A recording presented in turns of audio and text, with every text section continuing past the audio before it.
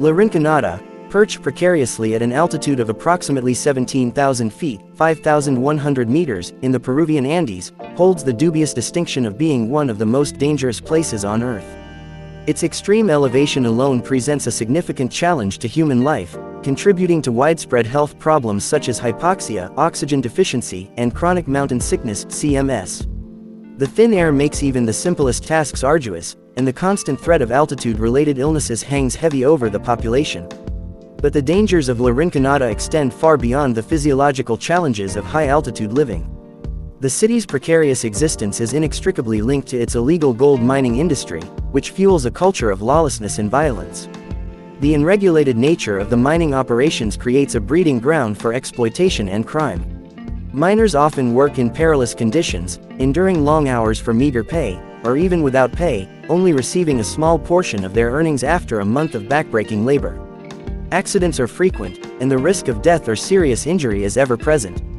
The lack of safety regulations and oversight leaves miners vulnerable to cave-ins, equipment malfunctions, and other hazards. The use of mercury in the gold extraction process further contaminates the environment, poisoning water sources and posing severe health risks to the entire population. Beyond the immediate dangers faced by miners, La Rinconada suffers from a pervasive lack of law and order. The remote location and the chaotic nature of the gold mining industry have created a vacuum of authority, allowing crime to flourish unchecked.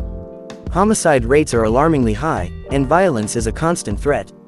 The absence of effective law enforcement and a weak judicial system leave residents vulnerable to robbery, assault, and other forms of criminal activity. Furthermore, the unregulated nature of the city's growth has resulted in inadequate sanitation and waste disposal systems, creating unsanitary living conditions and contributing to the spread of disease. The lack of basic infrastructure and essential services further compounds the challenges faced by the residents. The women of La Rinconada also face unique challenges. While often excluded from the dangerous work in the mines themselves, they are frequently involved in the arduous task of sifting through discarded mining materials in search of small amounts of gold.